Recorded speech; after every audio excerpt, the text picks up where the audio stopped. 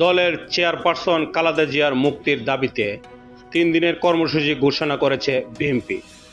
আগামী ২৯ জুন রাজধানীর নয়াপল্টনে সমাবেশ করবে দলটির নেতাকর্মীরা। ৩ জুলাই সারা দেশে জেলা শহরে সমাবেশ করবে দলটি। বুধবার রাজধানীর নয়াপল্টনে যৌথ সভা শেষে সংবাদ সম্মেলনে এ কর্মসূচি ঘোষণা করেন বিএনপির মহাসচিব মির্জা ফখরুল ইসলাম আলমগীর। যৌথ সভা সূত্রে জানা গেছে, খালেদা জিয়ার মুক্তির দাবিতে শনিবার রাজধানীর নয়াপল্টনের প্রস্তুতি নিচ্ছে দলটি। বিএনপির অঙ্গ ও সহযোগী সংগঠনগুলোর নেতারা এ নিয়ে দাফে দাফে বৈঠকও করেছেন। বুধবার পৃথকভাবে সদ্য বিলুপ্ত ঢাকা মহানগর উত্তর ও দক্ষিণ বিএনপির আহ্বায়ক কমিটির সঙ্গে প্রস্তুতি সভা করেছেন দলটি। দলের স্থায়ী কমিটির সদস্য মির্জা আব্বাস নয়াপল্টন সমাবেশে রাজধানীর আশেপাশের সাংগঠনিক জেলা ও মহানগরের নেতাকর্মীরা অংশ নেবেন। রবিবার বিকেলে শুরু হওয়ার কথা রয়েছে। প্রস্তুতি সভায় বিএনপির কেন্দ্রীয় অঙ্গ সহযোগী সংগঠনগুলোর নেতাকর্মীরা উপস্থিত ছিলেন।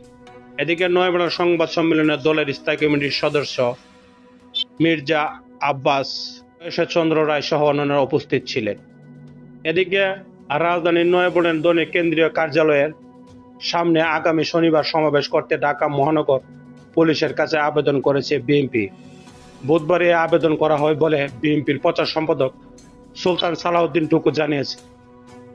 দলের সিনিয়র যুগ্ম মহাসচিব রুহুল কবির রিজভীর স্বাক্ষরে এই আবেদন করা হয়।